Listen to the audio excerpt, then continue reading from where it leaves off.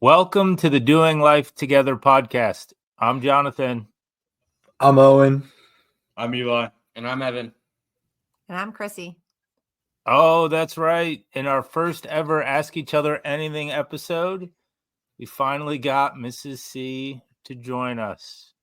So we're extra excited to have a special bonus guest today as we go through just a series of fun questions.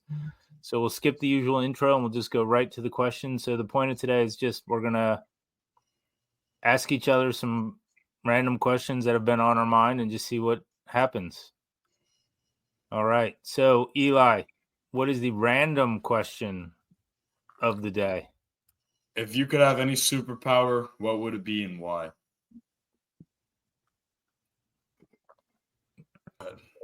I think I would choose flying because I just think it would be cool. I think spying. Flying. I think I would choose like time travel or time control because I feel like most of the benefits that come with other superpowers you can also get with that. Yeah, I don't know. Super speed or super strength or something like that. I don't know. Maybe. You can't be both Mr. Incredible and Dash. You have to pick one or the other. Oh. I'd say probably strength. I feel like it's just like That's better, bro. more practical. Super speed. I can do that with time travel, basically. I can be anywhere at any time. I would go with mind control. Definitely mind control. What are you going to do with that? There's a lot of crazy going on in the world, man. I would try to quell some of the crazy, I guess. Make everybody think like you. I feel like someone tried to do that in Germany one time. Didn't go so well. Most people didn't like that. I don't know. I'm kind of in most people's boat too, but did I make fun of your superpowers? Nah, because ours were like good. I can help a lot of people with my strength. You're just trying to like take away their free will. So all I said was mind control. And you guys assumed a lot of negativity about the way I'd use it. Not sure I I just feel about that. basing my assumption off Owen's assumption. You know what they say about assumptions? You trying to control my mind with this answer? Or like... No, easy. All right, Mrs. Kauser, what would you do? I'd be invisible. What would you do with your invisibility? Good answer, Mom. Here's the thing, though. I'd like to argue that my superpower is actually the best out of all of them. Oh gosh. You choose, Evan? Flying. Because what's the benefit of flying? You can get places quick. It's cool. It's cool. Yeah, but like if it's for getting places quick, I could be there at any time. Who needs mind control when you can already know what somebody's about to do because you already just traveled back from the future to see what they're gonna do? And Owen, I guess you win. I don't have super strength with mine, so. All right. Well, that was very eye-opening. Now I regret my answer, but I will not travel back in time to change it. See what I did there. Thank you. All right. So let's see. Let's go with an actual question. And this question is going to start with a story. So your mom says she doesn't remember this happening, but I remember it happening often. But there's a science center in our city. It's pretty famous, and it has a kids area. And when you guys were little, this kids area had lots of different equipment. But one of the things it had was like balls, lots of balls, like bounce house balls that you could jump into. And you guys used to like to collect these balls, at least the older two of you, and you'd put them under the jungle gym.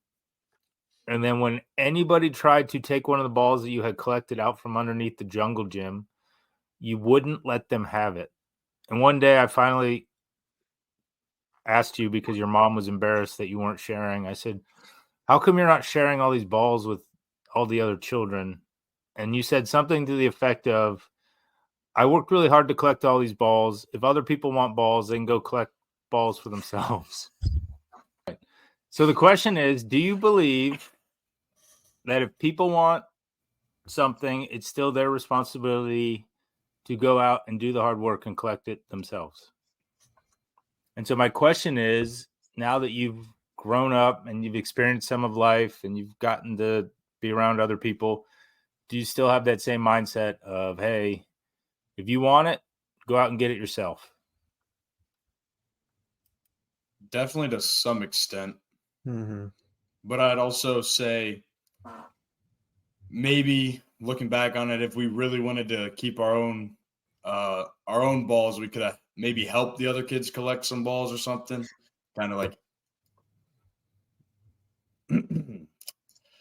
and help them get balls so that they didn't have to take ours. We didn't necessarily just have to push them away. Yeah. I would say definitely in some situations I still feel like I did back then, I guess. Like if they're just being lazy and are getting our balls because it's the easy way out, then it's still not acceptable and I wouldn't tolerate it. But if there's some reason they physically can't get the balls or there's no balls left to get, then we probably should have done a better job sharing. I think that's. I was just curious because when you're little, it's easy to be of that mindset that the world revolves around you, even when you're trying to do things well. And I think what you're saying, and I appreciate, is that there's still opportunities for other people that need to put in the work, but there are circumstances where it's like, oh, this person needs help and we should help them. Good. Yep. I feel good about that answer. How do you feel, Mrs. Kauser? Very good. She feels very good. All right. Next question. What is the right number of showers per day? Evan, we'll let you go first. Evan Kauser, what is the right number of showers per day? I think between 1 and 3 is acceptable. It's not a depending on what range. you do in the day. Just you're given a single number. A single number, probably 2. 1 in the morning and then 1 before bed. Okay. Anyone have a different opinion? I think 1 shower is good. I'd go like 1.5 showers per day. Just depends on, like, here at college, I play a lot of sand volleyball. So if I do sand volleyball, I'm not going to crawl into bed with sand all over me. So I'm going to take a second shower at night, but it's just going to be a quick rinse off, not like a full shower where I'm washing everything again. That's a great question. We should have defined a shower. What's a shower? Evan, when you say it would be acceptable to take 2 to 3 showers a day, are those full showers or are those rinse offs? Depends on the situation. If it's like after baseball, it's probably a full shower because I got dirt all over me. But if it's after like swimming or something, probably just a rinse off to get the pool water off you. How many days in a row do you think you could go without taking a shower? None. What's the definition of could? Yeah. Because, like, I'm pretty sure I could go infinitely or pretty close to infinitely, but I wouldn't want to. Yeah. Without getting to the point of me just like feeling completely gross and like if I don't shower right now, I'm going to be miserable. I'd say probably like 2.5 if I'm like not doing anything. Okay. So you're sick. Let's say you're sick. If you're sick, you're just lying in bed. 2.5 days sounds reasonable. I'd still shower every day. Well, like when I tore my ACL, I couldn't walk. I couldn't even really put pressure on it at all. The shower, I would have to get in a chair, sit down to shower, wrap my leg in like a trash bag. So I think at that time I was probably going like once every 3 days because I wasn't doing anything but laying in bed.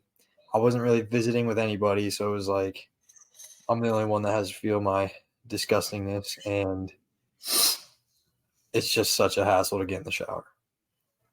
But yeah, I'd say that's probably about my limit. So you're saying that if you want people in your house to take fewer showers, you should make it a hassle to take showers? What? You just said you only showered once every 3 days because it was a hassle.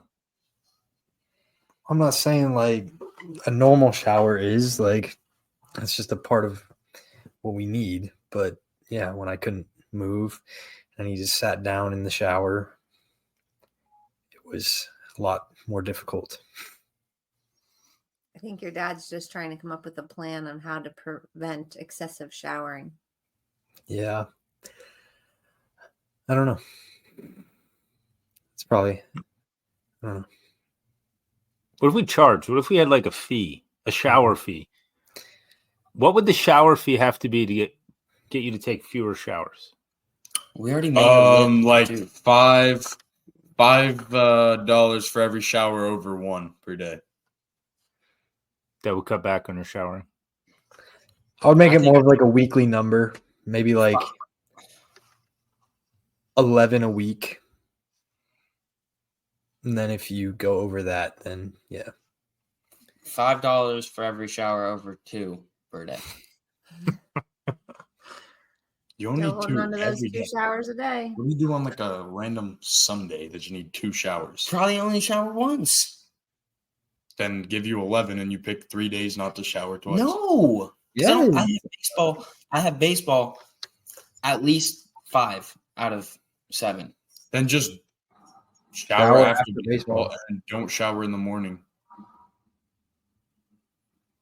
Bro, I get sweaty in my sleep. And shower in the morning. Then I have to shower in the morning. Then don't shower at night. Why would I get in bed when I'm all dirty? Wash your sheets more frequently. I All don't right. need to wash I my think you sheets could see. clean. I think you could see where this question comes from. So, I think the consensus is somewhere around 1.5 to 2 showers per day is adequate. And if you shower more than twice a day, you might have a problem. All right. Next question. So we are what they call a house divided when it comes to sports. So I grew up in Michigan, have always rooted for the University of Michigan, and my entire family roots for Ohio State. My immediate family roots for Ohio State. So question, does it really bother everybody that we live in a house divided? No. Nah. No, not deep down. Hasn't negatively impact our relationship with you or anything. Just can't stand you sometimes when Michigan beats Ohio State or something like that happens. But Yeah. overall relationship, not any issues because of it. Yeah, and we all get our turn. It's not like I mean, Michigan finally got their turn for the past couple of years, but for a while there it was all Ohio State. That's true. What about you? Matters Why does it matter? because we should be unified. I encourage all of you to root for Michigan as much as you want. Why not? We should be unified. It matters. This is our year. It's a democracy. Let's vote. Ohio State. Yeah. I don't like it. I feel outnumbered, and I haven't had time to petition or what's the thing when you try to get people to vote your way? Campaign. I haven't had time to campaign. Well, tell everybody the deal that you and Mom made for who we cheer for. Oh, that's true. That's a good Maybe story. if your team was better, then you wouldn't be in this spot. Yeah, that's true. So he failed to mention that I am a graduate of the Ohio State University. So he might have always rooted for Michigan, but I actually went to Ohio State. So it was very important to me that our children cheer for Ohio State, but it was also equally important to John that they cheer for Michigan. So we came up with a plan. And the year when I was pregnant with each child, whoever won that game that year, that baby would be, at least as long as we could influence them, a fan for the team that won. And we have all Ohio State fans. All Ohio State fans. Oh yeah. So 0 for 5 in that scenario. But in my defense, it was a good bet at the time because we were coming off of these Steve Belisari, John Cooper years where Michigan won like 10 of 11. So I felt really good about it. And then the tides turned. And then the tides turned. And then this year we won the national championship. Mm. And next year you'll win 9 games. What cheating like they didn't. I'm sorry, what was that, Eli? I said, what did Mom say? For like saying they didn't win the national championship. That's not really a Cheaters. arguable statement. Yeah, that's fair. They Yeah, don't they really did cheat. cheat. They did cheat. What's worse, losing to a team that may or may not be cheating? Or winning while you may or may not be cheating? Is that the question? No. I removed the question. Yeah. What kind of behavior would we have to exhibit in order for you to be like, yeah, I don't want to live in a house divided? Like what would have to happen? I like if we we're belittling each other's opinions or calling each other stupid for cheering for the other team. We don't do that. No, we don't do that. Yeah. You think if one team just completely dominated the other for a really long time? They did. You say if? Yeah, what? I said it. That's If? happened. Like, I don't know. Like- You gotta tell us. yeah. You got that experience. I think I feel really good about my decision to stay true to who I was, to who I am. Oh, was in the past. I think it takes a lot of courage to stand up for what you believe in the face of a tremendous amount of adversity and naysaying from the people, even people you care greatly about. You just have to have courage to stay strong. All right. Let's see. What's the next? Ooh, this is a good one. Oh, and you want to read this one? This one's your question. Sure. What is the right approach to staying in contact with your parents once you leave home? I think you should podcast with them. I totally think you should podcast with them. It makes a great opportunity to connect. Yeah. I don't know. Should I start? Yeah, like what brings it? What made you think of that question? I don't know. I woke up this morning and I was like, I should probably come up with a question for today's episode. And I don't know, for some reason it was on my mind, probably because we called yesterday. And so, yeah, I don't know, decided to do it or ask about it.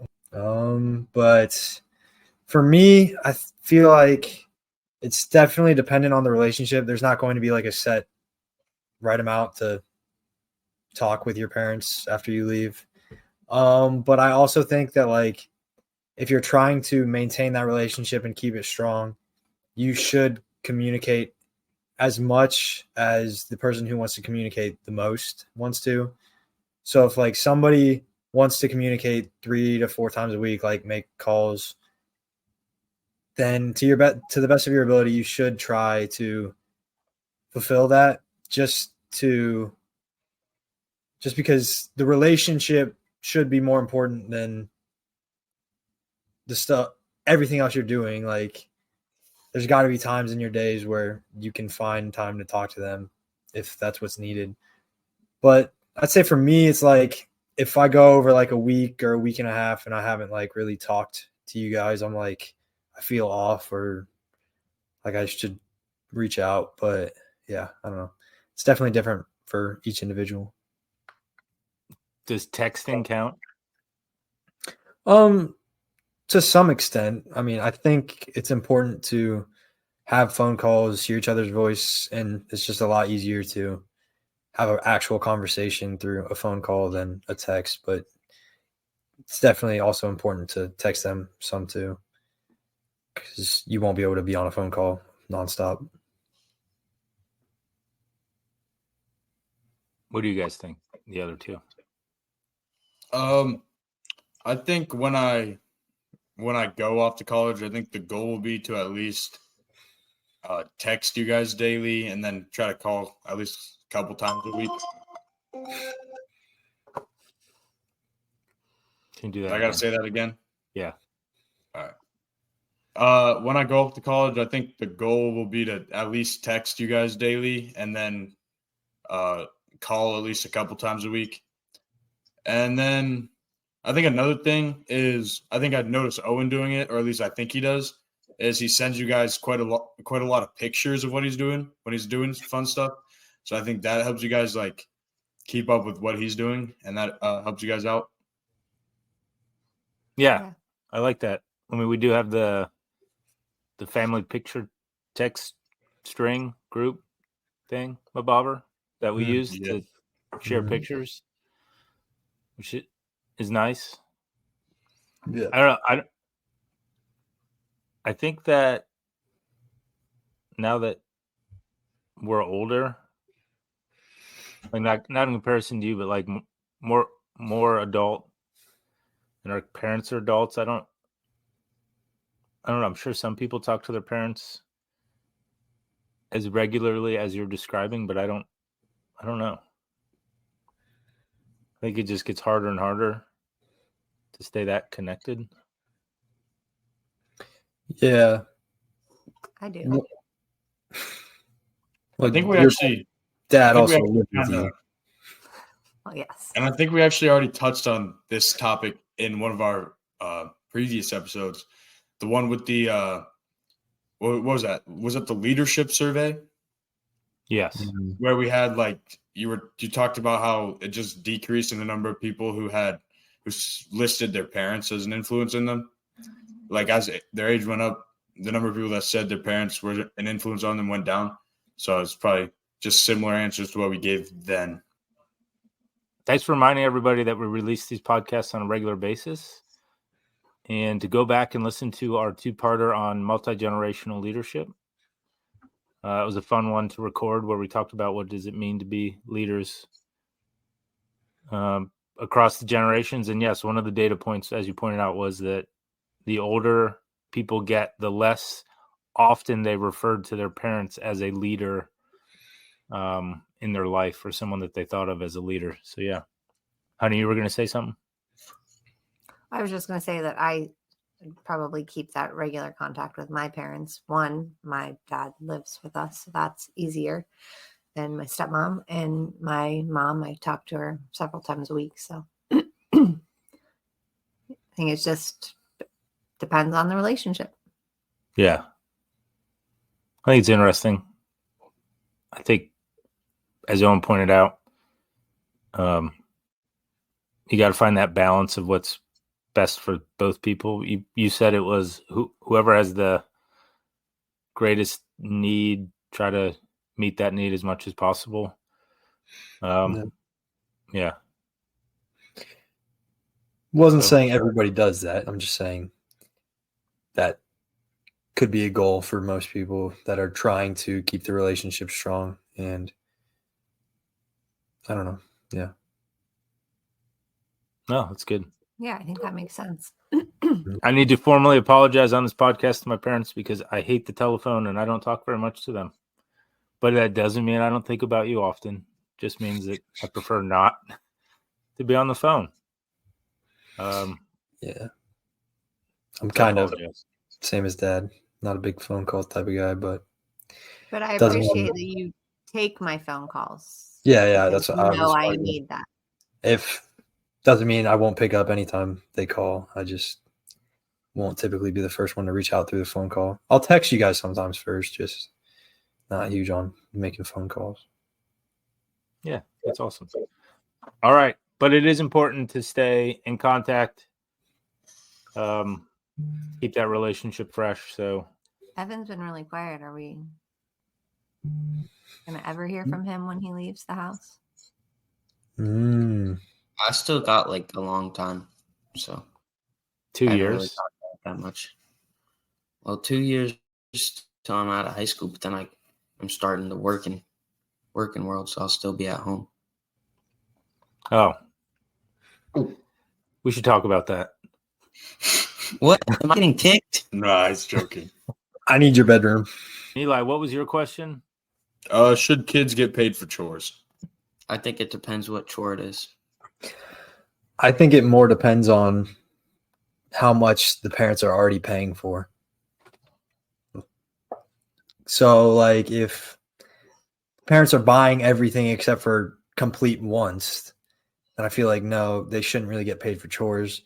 And really, the payment for the chores is they're already buying you everything. Like, but I think you can also, when you're younger, you can learn a lot from getting paid from chores, like treating your money well and saving it and basically getting like a job type thing. But yeah, I don't think it's really a requirement for parents to pay for chores. Yeah, I agree. The way when me and my friends talked about this the other day for some reason, and my stance on it was that it's just kind of what you have to do. It's just kind of your responsibility around the house, so you shouldn't necessarily get paid. But yeah, but I'm like you were talking about earlier, we're in a household where our parents pay for basically everything. So maybe there are situations where someone's in a household where their parents maybe cut back on what they pay for, but then they pay them for chores, and that could be good.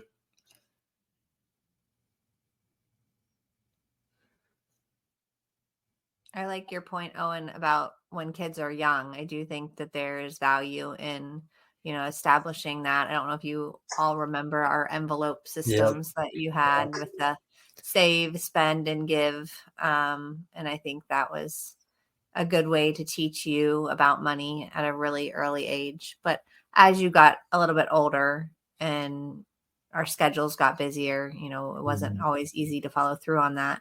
And like you said, we were paying for other things. So it just became that responsibility piece. And you all have done a very nice job of stepping up when we ask you to, or sticking to regular chores. Owen was always the trash guy, and now we don't have our trash guy. It's been kind of sad, but I'll be back in 2 weeks. we're making do. We're making do. Yeah, I don't know. I think responsibility is really important, and I think you should have an intentional approach, whatever it is, and it shouldn't harm your kid to not, like, you can't have so many chores. Like, if you're not paying your kid for chores, you shouldn't make them have so many chores that they then can't go out and get a job to make money, because that's not fair. But probably if your kid is working, you probably don't need to pay them for chores anymore because you're not expecting as much from them. It's one of those things about intentionality. It's just have an intentional plan and talk about it, and you'll probably be all right. I mean, you guys have jobs. I guess you didn't have to have jobs, but we made you get jobs. Mm-hmm. And how do you feel about that? I guess it's kind of an add-on. I don't know. I didn't mind having a job. Like, it was just something I did, and I enjoyed like seeing the paycheck come in, obviously. Like, I don't know. I didn't work that often. When I did work, it was just time to time, maybe once a week. And then I'd just save the money because I didn't really spend it that much. But yeah. I like having a job. I think it's fun to actually finally have money that I can go and do stuff with friends or buy stuff that I want. And yes, I bought a baseball bat. But like, I don't know. I worked at Dairy Queen for a little bit, and I actually kind of enjoyed it. It's pretty fun. So it kind of just depends if you find a job that you actually enjoy. So what did we just decide? We decided chores are just be consistent and have a plan, and then just don't be burdening to your kids. But it's okay either way. So we kind of decided. Mm-hmm. And jobs are a good Mhm. thing for your kids, even if they don't need it, because it teaches them responsibility. Mm-hmm. All right, we got one more planned question, and then Eli's got a bonus question that I'm terrified to know what it is because it could go It's either not way. bad. All right, well then I'm excited to hear it. But before we get to that, Oreo, what is the right way to eat an Oreo cookie? Mom, you Eli, start us off. Yeah, go ahead. I'll start. Yeah. Definitely dunked in milk. So Whole though. You don't take it apart. What? I You think just said it with so much enthusiasm. Definitely dunked in milk. I don't think there is another way. you twist the top one off and then you eat the top one and then the bottom one with the icing on it. You eat that together. I think it depends. No. I think if it's a double stuffed Oreo, I think the ratio is already good. So I just kind of eat that one normal, just like take a bite out of it. If it's just a normal Oreo, I think I agree with Devin. You just got to break it apart and eat the plain one first, and then the one with the icing. And then usually, I don't know. I don't usually get milk, but it is also good with milk. So I don't know. Yeah. I'd say I do enjoy it dunked in milk. I just don't typically go out of my way to get a glass of milk when I am having an Oreo. It's good enough without it but if I'm eating it normal, sometimes I'll just eat it, but a lot of the times I'm doing what Evan said and twisting the top one off, eating that one, and then it's like the bottom part's the reward. And you eat that one. This is another topic that we're apparently a house divided. Not a huge Oreo guy.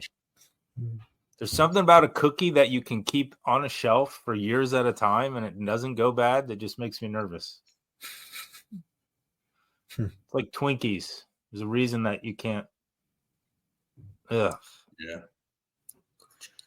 Well, Okay. did you know that our very own Eli No. wrote on this topic? He wrote. No. It's a great opportunity, folks, to go to our YouTube channel, Doing Life Together podcast on YouTube at Arch Impact Studio. And you can see the great artwork by Eli Kauser on his Oreo project. All right. So we're Let's not hold Yeah, up. Let's nope. preface this with when I wrote this thing. I was going to say, we're not exactly sure. There's no date. I think But- it's second grade. How to eat an Oreo All right, wait. by Eli. He's right. The internet's forever. We need to give him some respect. So second grade Eli wrote this. How to eat an Oreo. Yum, yum. I love my magnificent and delicious Oreo cookies.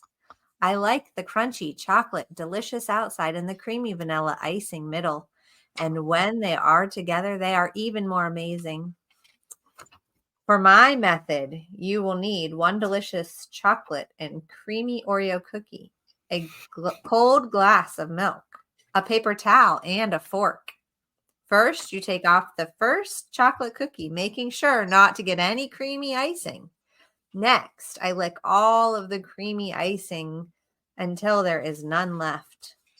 Then I dip the top of the cookie in the milk and use a fork to get it out and nibble on the top chocolate delicious cookie until it is gone. Next, I drunk the bottom cookie Oh, in the milk. Oh, it did say dunk. Sorry, I said drunk because I thought that's what it said. Next, I dunk the bottom cookie in the milk and use a fork to get it out. And then I eat the delicious bottom chocolate cookie. Then I drink the rest of the glass of milk. Wow. That is amazing. So apparently you had very strong opinions on how to eat an Oreo back in the day, Eli. Yeah. I switched up now. I do not do that anymore. He matured. never heard the need for a fork with an Oreo, but okay.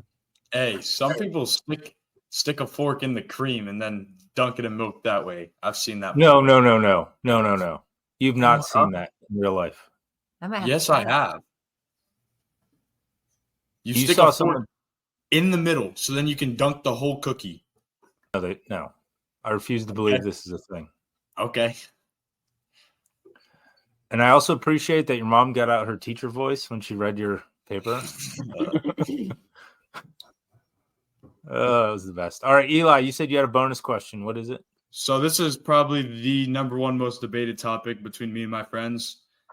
And it's definitely one that I'd say almost everybody falls on one extreme or the other. And the question is, do you think you could beat a bald eagle in a fight? Because What? yes, I swear. We bring like every couple of weeks, this will resurface and we'll go at it for like 3 days. So we all agree on this. I definitely have a chance to beat it, and the eagle has some chance of beating me. The question is how much of a chance. So we typically say it on like out of 100 fights, how many would I win versus how many would the eagle win? I'm thinking I win about 97 to 99 of these. And a lot of my friends think I would win like somewhere around 15. So is I think- losing death? Yeah, fight to the death. See, that's my argument. I think the eagle's going to do a lot to me. Like, it's got the sharp talons, but I don't really see how it's going to kill me before I can kill it. I think you just grab its neck and squeeze, and it's dead. That's why I argue. I have no idea. Are we So being these- realistic? Like, is this because, like, I feel like in this circumstance, if I touch the eagle, it's just flying away. Like, Yeah, but we usually assume that it knows the intention is to kill me. what? I think your answer was very Yeah, logical. That I it's think just so. going to fly away. I'm thinking 94 times out of 100, it's a tie, and he just flies away. And With a and little what's the other bruise. 6? You grab it the first time and then you just Other kill it? 6, yeah, I get a strong enough hold that it can't go anywhere, and then it's dead. So you think 6 out of 100. So you think 6% of the Eagles' dive attempts end in you grabbing it. So then logically, the next question would be how many dive attempts does it take till the eagle like fatally hits you? Probably a lot. I got my helmet, so I'm good. I think I don't know. Because then No we just got weapon, to I'm assuming this is just bare hands on bare claws. yeah. Like, I don't get a gun, but like the eagle's not going to like fly down with like an AK and like shoot me either. Correct. All right. Has it Yeah, always been yeah. an eagle, or did you guys start with other animals and this is just the one that you can't figure out? No, it's literally the first time it ever got brought up. It was an eagle, and it's never not been an eagle. Pound for I pound. think tell me because about you're it. talking to the death, you've got a better chance. Like Eli said, it's going to hurt you, but it's probably not going to kill you. Yeah. But I don't know. I really don't know. There's only I a few wouldn't wanna spots find that out. you get to that would do some real damage first time. Yeah, that's what I'm saying. Like you can give up an arm, but as soon as it grabs an arm, you just grab it and like choke it or something. I don't know. Yeah, no, I mean, yeah. Any attempt that it makes to like actually like go for the kill blow, like that just gives me the chance to. Exactly what off. I'm saying. Like Like, it has you to know? get closer to you to do real damage than you have to get to it.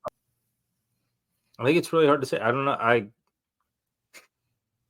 think there are lots of plausible arguments that you guys have made about the eagle would have to get a good first shot in to disable you, or otherwise, yeah, it doesn't. I don't know. All right. Well, I guess we won't get to the end of this one today, but that's a good question. All right. It's the end of the episode. We've gotten to the end of our first Ask Each Other Anything. Just a fun banter episode. A couple good points, though, around being intentional in your decision making and the the fact that eagles and humans, if they ever wrestled, it would draw a lot of attention because no one would know the actual outcome. No, we know. But we appreciate you. If you like this episode or want to check out some of our other episodes, you can find us wherever you find podcasts. We're also on YouTube, Arch Impact Studio. Check out the Doing Life Together podcast. Remember to like and subscribe or scribe to the button. Share this with a friend. In our next episode, we're going to talk about generosity and how a person can choose to be generous, what generosity looks like, and why we think being generous is important and why it's a good mindset. Until then, go out there, live your best life, have some funny conversations with the people closest to you, and just see what happens, because it's a great way to build a relationship so that when you're apart, you still feel like it's important to spend time talking to each other. Until next time.